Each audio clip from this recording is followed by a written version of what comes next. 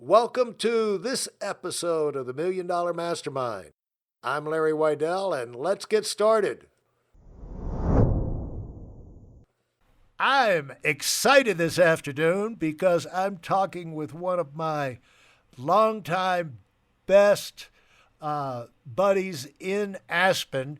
She's the one who has advised me on probably 80 to 90% of all the clothing, especially ski wear and boots and jackets and everything, since I came to Aspen in 2000. Well, who knows when. But she and I have been big buddies. She's seen me go through good times and bad times, and always, always is positive. And she is so welcome, Lee. Thanks for taking the time. I know you're busy. Pleasure. Happy to be part of this. And I know you're running out tomorrow. You're running out on a buy-in trip, or where you headed tomorrow? So actually, Saturday is when I'm leaving, Yeah. and I'm going to Milan to work on my ski collection for next year. And you do this all the. I mean, this is your annual part of your annual pattern to your year, right? Correct. Yeah. And let me just let people know a little bit about you. Lee is known, and she's in the magazines. She's got write up as Aspen's most celebrated tastemaker, and she became that. She and her husband Tom have owned. There started as a ski boutique and expanded from that 32 years ago, and she knows 33, 30, 33. 33. Wow. And she's got her own design line, and what does it say? You resuscitated it in 2008. Is that Othnier? So the name of the brand is OTA, OTA. and it originated. Yeah, it's OTA, I'm not a good and it French originated. pronouncer. It originated as a ski brand in 1910. And during the wars, they made airplanes. And then in the 50s, it was probably the most celebrated ski. And then some Italian guys it was originally a Swiss company, took control of it. They started making apparel to merchandise with the skis. And then in 2008-9, when everything kind of fell apart, the Italian that was left owning it owned it with a big AFA group, big fashion group, and they didn't want to be in the ski wear business anymore. And our partner Gustavo was not sure what he wanted to do, and I said, well, why don't we do it together? So then in 2010, 100 years after the 100-year anniversary of the company, we relaunched the brand as a luxury ski apparel line with influence from ski nostalgia, with all the modern fabrics and fasteners and look of today. Yeah, that is fantastic. I'm familiar with the plane for some reason, but Yeah, it was the vampire. It flew in the mountains. It could like maneuver the like narrow passages through the mountains and stuff. I guess it could uh-huh. dive really fast. I don't know all the particulars. I should probably learn about it. So But that's yeah, made an so to say that correct, right? That's Audier, is that right? no OTA. OTA. OTA, but it's spelled OTA. Authier. But Right. it's like OTA, but Okay. Authier. Okay. Thank you for that. I'm learning something. But everybody needs to know, you have all of these, you know, Aspen is a real down to earth town where you have this thing, celebrities and everything. The the wealthy people are here, but you never know. I mean, they you could never tell really who is who. But No. the ladies are different. But the people who live, if you wonder where the people who live in these mansions on the hill, the 15, 20, 25, $30 million homes, where they get their clothing, it's Lee. They go to Lee. In fact, they said in the magazine, 80% of your clients are regulars, and for most of them, Lee's the first person they call when their plane, and again, not the plane, commercial, when their plane lands in Aspen, Lee's the first person they call. So it's just a little bit of background on Lee, and plus she's just so much fun, and has fun with what she's doing. Let's not bypass Tom Bowers, her husband and co-owner of the store, is a former World Cup ski racer. So if you come into Aspen, you want to see Lee for your clothing, but you want to see Tom and get your helmets and your skis and your poles and all of those things. And you know you're dealing with the best. And so after listening to the podcast, you're going to be an Aspen insider now. You're not going to wander around. You're going to go straight towards the gondola and look for Performance Ski. It's right on the corner. Can't miss it. And go inside and ask for Lee and Tom. And you're going to feel like a local because, you don't have to ask around the stores and go in all the other stores to find out where to go. You'll be in the spot. And so, Lee, when you started out, when you think back, when you started at 32 years, it had to be a little bit scary. But how did you come to be this person? How did you get up the guts to give this thing a try? It was just by accident. So it was 33 years ago, actually. And my husband, Tom, had just retired from the US ski team. And a friend of his was starting a ski shop. And Tom it was actually his last World Cup race here in Aspen. And a friend said, "What are you going to do when you're done?" And he said, "I don't know." And his friend Jan said, "Well, I want to start a ski shop. You want to do it with me?" And Tom said, "Sure, I don't have anything better to do." So he started the ski shop with Jan. Shortly thereafter, I was out here. I had known Jan. I was a customer of his when he had a shop with his parents. And I met Tom and Jan. And within a year, Jan decided he really didn't like doing this. Tom and I started dating. And it just kind of happened. It was not anything that was planned that, I'm going to move to Aspen and start a ski shop.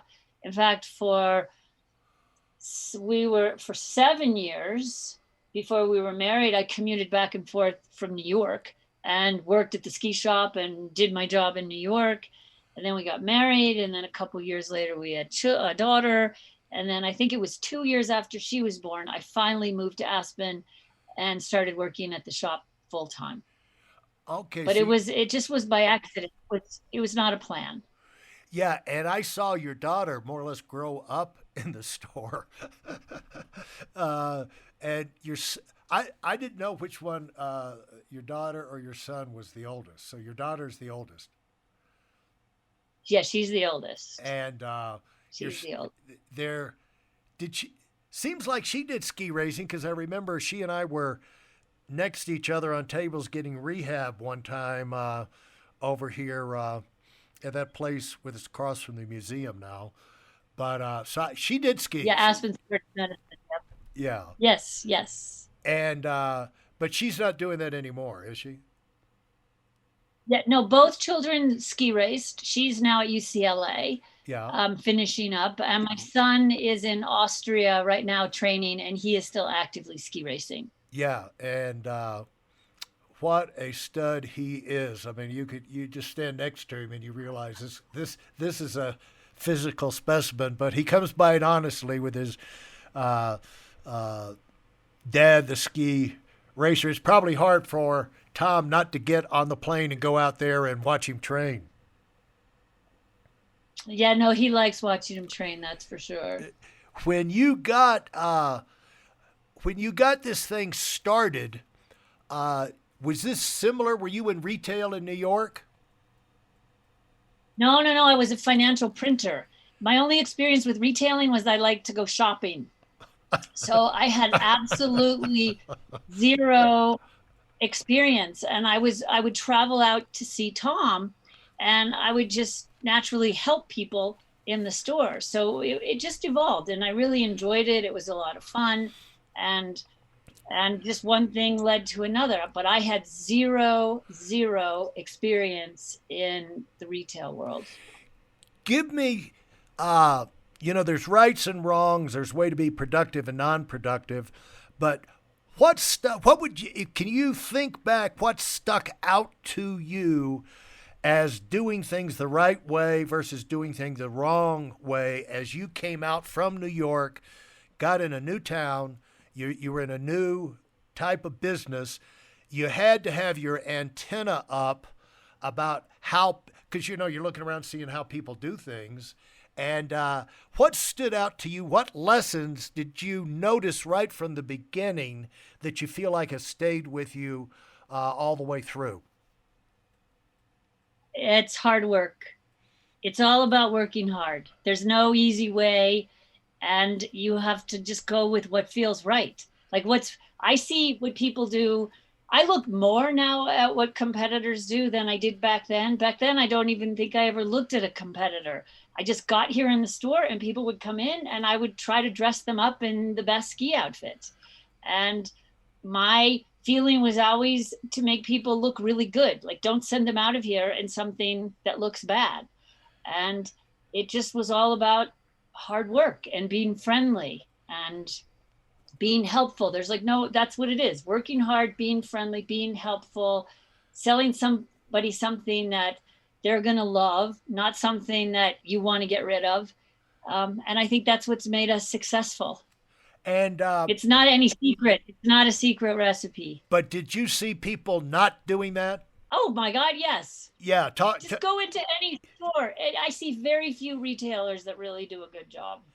yeah, because you had to carry those lessons with you from your shopping experiences in New York too, right? I mean, it's a lot of stores you Right. walk like you Yeah. feel like you walk into a gallery. It's like, how dare you come in here, and we've got better things to do than But talk there's to all you. different. There's all different things. Like, you walk into a store and there's fingerprints all over the glass door, and the hangers are crooked, and things aren't zipped up properly. If you don't have pride in the merchandise that you're selling, how are people going to think that what they're buying from you is special and beautiful and quality? I mean, that's the first thing. Yeah, have a pride in what you're doing, and as you where did you get your lift off? Where was the biggest gamble? Let's just say that you guys took. It's like you have My success. husband will tell you every step is a gamble. Every day, every step is a gamble. We have no formula. We don't show up to buy with spreadsheets. We buy from our gut, what we think is good, what we feel at that moment is fantastic. Like, so many buyers show up at a showroom and they have the spreadsheet from last year, and they say we buy 10 sweaters, 6 skirts, 4 dresses, and 5 blouses. Well, if the skirts and sweaters and blouses are all ugly and just the dresses are fantastic, then just buy the dresses. But they feel like they have to go with the formula. So sometimes, like, we'll take a big risk, and we'll see something we love, and we'll buy 100 pieces. And 90% of the time it works. Sometimes I do make a mistake, but it's all about going with your gut. But I mean, that's how you learn and that's how you progress. And so, what would you say early on? When did you get to the point where? What's the biggest risk or biggest gamble that the first one that you can remember that sticks in your mind that you really had to struggle with? Well, it's never for me. It always has to do with how much money we spend. And so when we made $1 million order at Prada, my husband just about had a nervous breakdown. I'll still remember standing out on the street waiting for our car, and he's like, oh my God, we just spent $1 million on jackets. And but it paid off, right? You guys became. We all love Prada, but you guys became the biggest. And at that time, I think, don't you? Would you say that was the ski boutique size store you were in at that time, before you moved to the corner? Is it like a ski boutique? Yeah, it was 900 square feet of retail space. It was very Nine, tiny. very tiny. But out of that tiny space, you sold more Prada ski wear than any store in the world as I remember it. Yes, that's correct. Yeah, and not just for 1 year. I wasn't like a lucky year, right? No, no, no. I think we sold Prada from first year they did the sport collection, which was maybe 1999, until 2009 was our last year doing the sport with Prada because well, A, they stopped doing the sport, and B, they also kicked us out because they didn't think my store was nice enough. Yeah, they flew in. They had new corporate. We all of us who have been in the corporate world have had to deal with new CEOs who feel like the world was created the day they got in charge, and that nobody knew anything up until they got there, and they have to change everything. And so they wound up building the Prada, big Prada store in town, and say, your store just doesn't measure up to their standards for some stupid reason. And that didn't slow you down. The people who came out the losers in that, I wonder how much Prada, how much ski wear and how much they sell at that big expensive store they have around the corner now. But that didn't slow you Well, down at after all. that, they stopped. What's that? Yeah, no, no, no. After that next season, the following season, they stopped with the sport, and what we were that was actually pretty devastating. Both it very much hurt my feelings. I felt terrible, but also suddenly we had a buy of over $2 million that I didn't know what I was going to fill it with, and it just so happened that like a few months later, I was in Italy, and our friend Gustavo, who had the OTA brand, was trying to figure out what his next step was going to be. And it just, as luck would have it, I'm like, we need a brand to fill the hole that Prada's going to make. So that's when we started the OTA. Yeah, I remember living through that because it was traumatic for really all of us. Because we like Prada and we got our Prada from you. We had lots of it, Right, right. and there were a bunch of us that even wrote letters to the president of Prada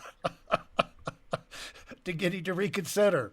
I But know they didn't care. they didn't care. Yeah, they didn't care. They No. didn't care. And so, it's almost like divine intervention in your career because had they not gotten out of the way, ODA wouldn't have happened, right? I mean, That's 100% true. I would say that's 100% true. and so you would have been bound to the corporate thing. It would have been hard to make that decision on your own. That would have been like crazy just to drop uh, Prada for a new idea. But since they took care of that problem for you, bam, you were right in position to take advantage of. And How has that turned out for you? Unbelievable. Absolutely unbelievable.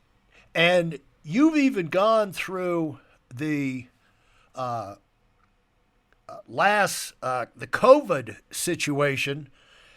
You basically refused to back down, and probably better than any retailer in town came through the COVID lockdown, shutdown, panic, pandemonium, paranoia better than any other store in town. And you took a lot of criticism for that. Yes, exactly. Exactly. But you just can't sit around and feel sorry for yourself and wait for somebody to do something for you. You have to just wake up in the morning and go and make it all happen. Yeah, because there's always people out there who've got a better idea about how you should run your business, and when their ideas don't turn out, you're the one who's got to clean up the mess. And so, if it's your business, what you did. What I see in that situation, Lee, is you went with your gut, just like you do always. Exactly. 100%. I mean, it was a risk. Like I said to my husband, when everything went sideways in March and I saw people liquidating merchandise, I said, I think we need to hold tight. I think that Aspen's going to be a nice place for people to be. We have beautiful things. They will be discounted, but they won't be liquidated. And I'll bet you we'll end up okay. And we kept everybody working. And because we've always, they work hard for us, so why not? And it's been fantastic. People have been incredibly supportive to us, meaning our customers, our employees have been fantastic, and so grateful that during the whole quote unquote shutdown, that they were still receiving a paycheck from us and not having to deal with the hassle of unemployment. And it's all worked out really, really well. But it was a lot of work. I mean, our guys worked so hard. I've got a bunch of things I want to ask you, but we've got to wrap this episode up. I want to uh, just point out the thing is like, get your comment about this, follow up to a statement you made that every step is a gamble. And if you want to be in business for yourself, it's going to be a lot of hard work. It's going to be hard work beyond what you think hard work is now before you take that leap. And if you're friendly, you're helpful, you put your customers first, you take pride in every aspect of what you're doing, you've got a chance to take those gambles, those risks, and make them work. Because most people are not going to work. I learned that a long time ago. You beat 50% of the people just by working hard. And Lee, any last comment you want to make about the fact of before we go about every step being a gamble? No, no, no. You just have to stay committed. Yeah. Yeah, because you have to believe you're doing the right thing. But when you mess up, you got to say, okay, this is wrong, and let's move on. Yeah. Like, you can't try to milk a bad idea. That's for sure. You can't try to milk a bad idea. I love it. Thanks so much, Lee. This has been great, and I look forward to having you getting back with you and talking about these things some more. Okay, perfect. Thank you for having me.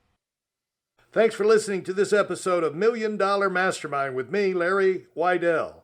If I've helped you in any way, leave us a 5-star rating and review on Apple Podcasts. For more information like this, listen to our other Million Dollar Mastermind episodes and check out my Weidel Academy YouTube channel and visit us on WeidelOnWinning.com. I'm the Million Dollar Mastermind, and until next time, go, go, go.